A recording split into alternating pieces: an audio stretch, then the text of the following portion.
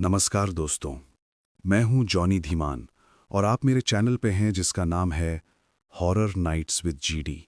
और जहां आप सुन रहे हैं कहानी, वो भी मेरी जुबानी। दोस्तों, हम हर बार बड़ी मेहनत से आपके लिए एक दिल दहला देने वाली हॉरर स्टोरी बनाते हैं। तो अगर आप हमारी यानी horror nights with GD channel की कहानियां इंजॉय करें तो हमारे चैनल को सब्सक्राइब कीजिए और हमारी लेटेस्ट वीडियोस की नोटिफिकेशन के लिए बेल आइकन दबाना मत भूलना। फरीदाबाद कभी नहीं सोता, यही कहावत थी। दिल्ली की सहोदरा नगरी का दिन औद्योगिक मशीनों की गर्जना से शुरू होता और रात उसकी ही लैबबद्ध सिसकारी पर ख़त्म। सेक्टर 21 का ये नया आवासीय परिसर जहां आर्या रहती थी, दिन में चहल पहल से भरा रहता, पर जब रात गहराती और NH 44 पर ट्रकों का शोर एक ठहराव सा पकड़ लेता तो एक अलग किस्म का सन्नाटा छा जाता। वो सन्नाटा जो आवाज़ों का नहीं बल्कि जीवन का अभाव था। ऐसी ही एक रात में आर्या की नींद टूटी। उसकी आंखें खुल गईं पर शरीर सीमेंट का ढेला बन चुका था। Sleep paralysis. डॉक्टर ने कहा था तनाव, नई जगह, नई नौकरी का दबाव, पर ये जो कुछ हो रहा था वो महज तनाव नहीं लगता। कमरे की हवा ठंडी और भारी हो गई थी, जैसे किसी सीलन भरी गहरी कोठरी का स्पर्श। सामने की दीवार पर पड़ रही स्ट्रीट लाइट की छाया अचानक खिंचकर लंबी और विकृत हो गई। और फिर आवाज आई। सबसे पहले एक धड़कन, भारी, यांत्रिक, जैसे कोई विशालकाय पिस्टन चल रहा हो। उसके बीच बीच में फुसफुसाहटें, टूटे फूटे शब्द किसी ऐसी भाषा में जो पुरानी और दर्द से तर थी। आर्या ने अपनी सारी शक्ति एक हाथ की उंगली हिलाने में लगा दी। जैसे ही उंगली कांपी, बेडरूम का पंखा चालू हो गया और दृश्य सामान्य हो गया। सिर्फ पसीने से तर बदन और दिल की जोरों की धड़कन बाकी रह गई। अगले दिन आर्या ने इसे नज़रअंदाज करने की कोशिश की। उसने ऑफिस के लिए निकलते हुए अपने पड़ोस में रहने वाली दादी माँ को बालकनी में पौधों में पानी देते देखा। दादी माँ ने, जिनका चेहरा समय की लकीरों से भरा था, आर्या की ओर देखा और आंखों में एक अजीब सी चिंता उतर आई। बेटा, रात को अच्छी नींद आई? दादी माँ ने पूछा। ज्यादा नहीं दादी माँ, नई जगह का शायद असर है, आर्या ने जल्दी से कहा। दादी माँ ने गमले की मिट्टी को थपथपाया। ये शहर, ये पुरानी हड्डियों पर बना है। राजा महाराजाओं के ज़माने की लड़ाइयाँ, फिर अंग्रेज़ों के समय की कोयले की खदानें, बहुत दर्द इसकी मिट्टी में समाया हुआ है। अब तो ये ऊंची ऊंची इमारतें खड़ी कर दी हैं, पर रात में जब जागता हुआ कोई नहीं रह जाता तो वो हड्डियां हिलती हैं, उनकी आवाज़ सुनाई देती है। आर्या मुस्कुरा दी। एक पढ़ी लिखी आधुनिक महिला होने के नाते उसके लिए ये सब अंधविश्वास था। आप चिंता न करें दादी माँ, सब ठीक है, कहकर वो ऑफिस चली गई। पर दादी माँ के शब्द उसके दिमाग में गूंजते रहे। ऑफिस में काम के दौरान भी उसने अनायास ही फरीदाबाद के इतिहास पर एक सर्च लगा दिया।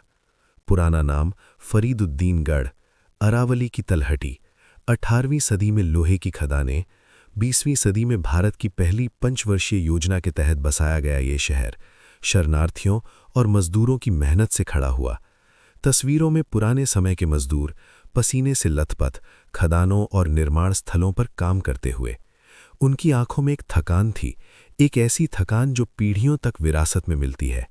शाम को लौटते हुए लोकल न्यूज़ चैनल पर एक छोटी सी खबर दिखी। सेक्टर 16 के कुछ घरों में पानी अचानक लाल और दुर्गंध युक्त आया, जांच जारी। दूसरी खबर, बल्लभगढ़ के पास अरावली के जंगलों से जानवरों का रहस्यमय ढंग से पलायन। ये सब अलग अलग घटनाएं थीं, पर आर्या के मन में एक किरत सी चुभने लगी। अगली कुछ रातें शांत रहीं। फिर वो रात आई जब बिजली चली गई। पूरे सेक्टर में अंधेरा छा गया।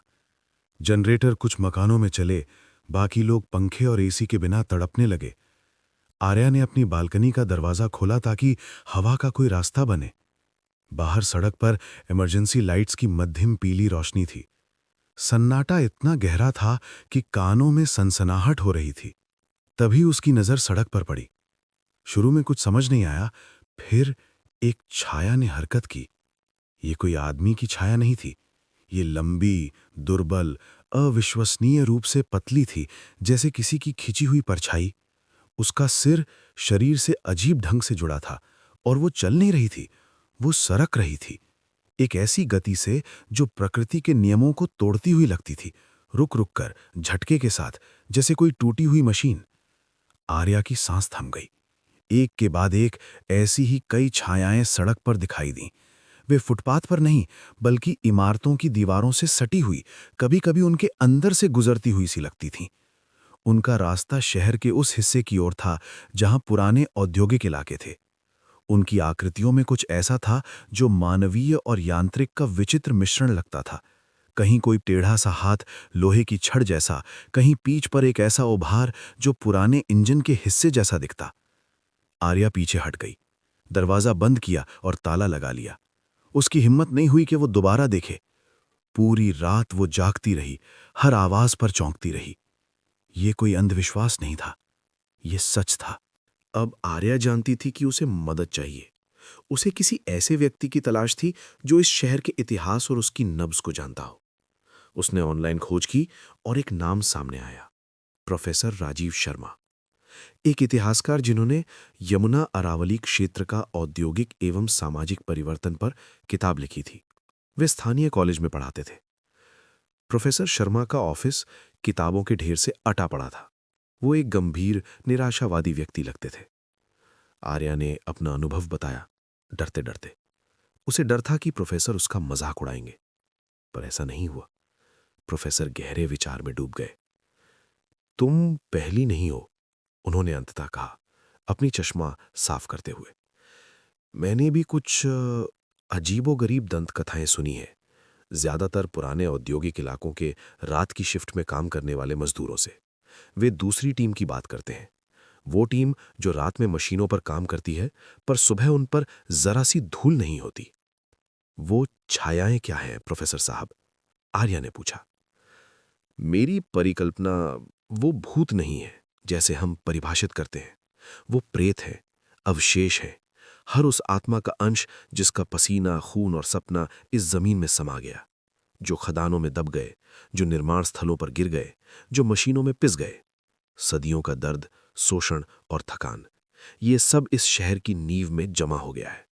और आधुनिक उद्योग जिसने इसे दबाने के बजाय और ऊपर से दबाया है, उसने इन प्रेतों को एक नया रूप दे दिया है।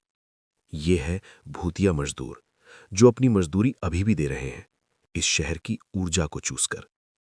प्रोफेसर ने एक नाम और बताया, मंगल।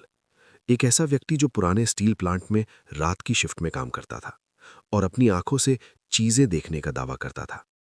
मंगल से मिलना इतना आसान नहीं था। वो शक्की और डरा हुआ था। आर्य और प्रोफेसर ने उसके घर जाकर उसका विश्वास जीतने की कोशिश की। आप भी उन्हें देख चुके हैं ना? आर्या ने सीधा सवाल किया। मंगल की आंखों में वही थकान थी जो पुरानी तस्वीरों में थी। हाँ, उसने फुसफुसाते हुए कहा। वे सूखे कुएं के पास ज्यादा दिखते हैं, पुराने फैक्ट्री कंपाउंड में। वे मशीनों को छूते हैं, उन्हें देखते रहते हैं, जैसे कोई भूखा आदमी खाने को देखता है। कभी-कभी मशीनें खुद ब खुद चल पड़ती हैं, बिना बिजली के, और एक आवाज आती है जैसे सिसकी। उसके बाद से घटनाएं तेज होने लगी। अखबारों में छोटी छोटी खबरें आने लगी। रहस्यमय निद्रा रोग से कई लोग बीमार, अस्पताल में भर्ती। मरीजों का कोई लक्षण नहीं, बस वे गहरी अटूट नींद में सो जाते थे और जागने पर कमजोरी और भ्रम की शिकायत करते थे। डॉक्टरों के पास कोई जवाब नहीं था। प्रोफेसर शर्मा ने समझाया, ये उनका तरीका है। वे मारते नहीं, वे सुलाते हैं। एक ऐसी नींद जिसमें तुम्हारी जीवन शक्ति धीरे धीरे बाहर खिंचती है, इस शहर के नीचे दबे उस विशालकाय संस्थान को मजबूत करने के लिए। हर पीड़ित उसकी एक और ईंट बन जाता है। फरीदाबाद खुद ही अपने निवासियों की नींद से पल रहा है। एक दिन दादी माँ बीमार पड़ गईं, वे भी उसी रहस्यमय नींद में। आर्या उनके बिस्तर के पास बैठी थी। दादी माँ की आंखें अचानक खुल गईं, पर वे आर्या को नहीं देख रही थीं। उनकी नजर कहीं दूर दीवार के पार थी। उनके होंठ हिले। वो आ रहे हैं, खुदाई कर रहे हैं, नींव हिल रही है। फिर वे फिर से सो गईं। आर्या ने ठान लिया, वे और नहीं देख सकती थी। प्रोफेसर और मंगल को उसने फोन किया। हमें इसे रोकना होगा, आज रात। वो रात अमावस्या की रात थी। आसमान में बादल छाए हुए थे, तारे दिखाई नहीं दे रहे थे। शहर का शोर सामान्य से भी कम था, जैसे कोई बड़ा तूफान आने से पहले की शांति हो। तय हुआ कि वे तीनों उस पुराने बंद पड़े टेक्सटाइल मिल के कंपाउंड में मिलेंगे जिसके बारे में मंगल ने बताया था। वो जगह नए औद्योगिक क्षेत्र और पुरानी आबादी के बीच एक खस्ता हाल सी सीमा पर थी। आर्या ने अपनी कार पार्क की और टॉर्च की रोशनी में आगे बढ़ी। हवा में धातु और सड़े हुए तेल की गंध थी। प्रोफेसर और मंगल पहले से ही एक टूटे फाटक के पास मौजूद थे। मंगल के हाथ में एक लोहे का सरिया था। प्रोफेसर एक पुरानी हस्तलिखित नक्शे वाली किताब लिए हुए थे। कंपाउंड के अंदर का नजारा डरावना था। टूटी हुई मशीनें, जंग लगे टैंक और ऊंची ऊंची छत वाले खाली हॉल जिनकी दीवारों पर समय की लिपि लिखी थी। टॉर्च की रोशनी हर चीज को लंबी और विकृत छायाओं में बदल देती थी। तभी पहली आवाज आई, वही धड़कन, पर इस बार वो हर तरफ से आ रही थी, जैसे पूरा कंपाउंड एक जीवित हृदय बन गया हो। फिर फुसफुसाहटें शुरू हुईं, दर्जनों आवाजें, सैकड़ों आवाजें, पुरानी भाषा में दर्द और थकान से भरी हुई। देखो, मंगल ने डरते हुए इशारा किया। उनकी टॉर्च की रोशनी में छायाएं एकत्रित हो रही थीं। वे दीवारों से निकल रही थीं, फर्श के नीचे से उभर रही थीं। भूतिया मजदूर। उनकी आकृतियां और भी स्पष्ट थीं।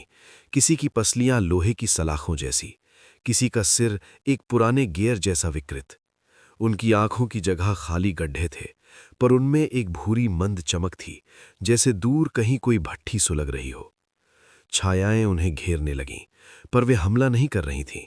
वे बस उन्हें देख रही थीं, उस तरह जैसे मंगल ने बताया था, भूखी, लालसा भरी नजरों से। वे अभी हमें नहीं मारेंगे, प्रोफेसर ने कांपती आवाज में कहा। वे हमें सुलाएंगे, हमें भी उस नींद में डाल देंगे जिसमें पूरा शहर डूब रहा है। तभी कंपाउंड के बीचों बीच जमीन हिलने लगी। पुराने सीमेंट के फर्श में दरारें पड़ गईं और उनमें से एक प्रकाश उभरने लगा। लेकिन वो प्रकाश ठंडा और बीमार था, जैसे रासायनिक अपशिष्ट की चमक। दरारें चौड़ी होती गईं और वहां से कुछ उभरा। ये कोई एक प्रेत नहीं था, ये सबका सम्मिलित स्वरूप था। एक विशाल स्पंदनशील द्रव्यमान जिसमें जंग लगी धातु के टुकड़े, मानवीय अस्थियां, पुरानी ईंटें और काली चिपचिपी मिट्टी एक साथ गुथी हुई थी। उसका आकार लगातार बदल रहा था, कभी एक विशाल हृदय जैसा, कभी एक औद्योगिक चिमनी जैसा। उसके केंद्र से वही फुसफुसाहटें तेज होकर एक आवाज में बदल गईं, एक ऐसी आवाज जो हजारों गले से निकल रही थी। हम शहर की नींव हैं, हमारी मजदूरी कभी खत्म नहीं होती। सो जाओ, हमारे साथ शहर की प्रगति में शामिल हो जाओ। आवाज में एक अजीब आकर्षण था। एक गहरी भारी थकान आर्या के जोड़ों में भरने लगी। उसकी पलकें भारी हो रही थीं। मंगल अपने घुटनों पर बैठ गया। प्रोफेसर की किताब उनके हाथ से छूटकर गिर पड़ी। पर दादी माँ के शब्द आर्या के कानों में गूंजे। पुरानी हड्डियों का शहर। प्रोफेसर का कथन, ये प्रेत है, अवशेष है, और मंगल की डरी हुई आंखें। ये सही नहीं था। इस शहर को जिन लोगों ने बनाया उनकी ये दुर्गति नहीं होनी चाहिए थी।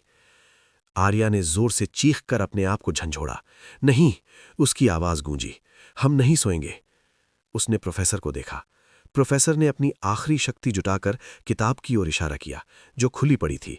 उसकी एक पन्ने पर एक पुरानी यमुना अरावली क्षेत्र की शांति प्रार्थना का अंश था, और साथ ही उन जगहों के नक्शे थे जहां पुराने कुएं और समाधियां थी। एक विचार आर्या के दिमाग में कौंधा। ये लड़ाई जीतने की नहीं थी, ये शांति स्थापित करने की थी, ये स्वीकार करने की थी।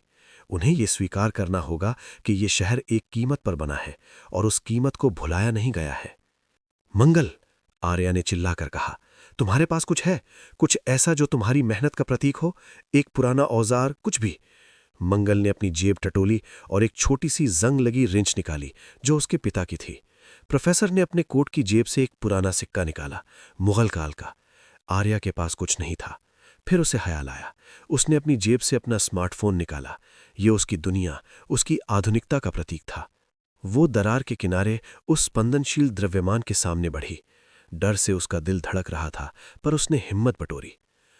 हम जानते हैं, आर्या ने आवाज में दृढ़ता लाते हुए कहा, हम जानते हैं कि तुम यहाँ हो, तुम्हारी मेहनत को, तुम्हारे दर्द को भुलाया नहीं गया है।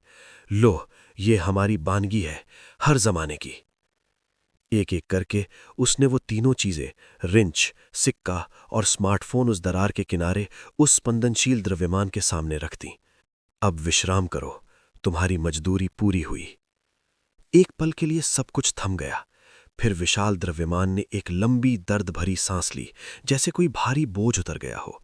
उसकी चमक मंद पड़ने लगी। आसपास खड़ी छायाएं धुंधली होकर धीरे धीरे हवा में घुलने लगी, जैसे धुआं। वो गड्ढा जहां से वो प्रकाश आ रहा था बंद होने लगा। मिट्टी और कंक्रीट के टुकड़े खिसक कर उसे भरने लगे। अंतिम छाया लुप्त होने से पहले आर्या को लगा कि उसने एक आवाज सुनी, एक हल्की सी शांत आवाज, धन्यवाद। फिर गहरा सन्नाटा। सुबह की पहली किरण फूटने लगी। कंपाउंड वैसा ही टूटा फूटा पड़ा था जैसा सदियों से था, पर हवा से वो भारीपन गायब था। आर्या, प्रोफेसर और मंगल वहां से चुपचाप निकल आए। अगले कुछ दिनों में शहर धीरे धीरे सामान्य होने लगा। रहस्यमयी नींद के मरीज जागने लगे, हालांकि कमजोरी थी। दादी माँ भी ठीक हो गई, हालांकि उन्हें रात की कोई याद नहीं थी। अखबारों ने खबर दी कि दूषित पानी की आपूर्ति या हल्के भूकंपीय हलचल के कारण ये सब हुआ। आधुनिक दुनिया के पास हर चीज का एक तार्किक कारण था, पर आर्या जानती थी, प्रोफेसर जानते थे, मंगल जानता था। आर्या अब भी सेक्टर 21 के अपने अपार्टमेंट में रहती है। वो अब भी सॉफ्टवेयर इंजीनियर है, पर कुछ बदल गया है। अब जब वो रात में अपनी बालकनी से शहर के नज़ारे देखती है, तो वो सिर्फ रोशनी और प्रगति नहीं देखती। वो एक नाजुक ढाल देखती है, एक चमकदार मुखौटा। वो उन पुरानी हड्डियों को महसूस कर सकती है जो अब शांतिपूर्वक विश्राम कर रही हैं, शायद। और हर रात जब शहर का शोर थमने लगता है, तो वो अनजाने में ही कान लगाकर सुनती है। एक बार फिर वो धड़कन तो नहीं आ रही, एक बार फिर वो फुसफुसाहट तो नहीं शुरू हुई, क्योंकि वो जान गई है कि ये शहर कभी पूरी तरह नहीं सोता। और वो डरती है हर रात कि कब ये ढाल फिर से टूटे और शहर एक बार फिर गहरी और अटूट नींद में सो जाए। हमारी आज की कहानी आपको कैसी लगी? आप मुझे कमेंट बॉक्स में कमेंट करके जरूर बताना। तो जल्दी से चैनल को सब्सक्राइब कर लो।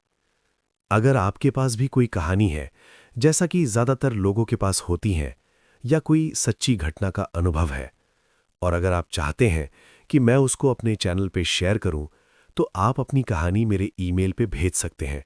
मेरा ईमेल कमेंट में पिन किया हुआ है। अगली बार फिर मिलेंगे एक नई कहानी के साथ। धन्यवाद।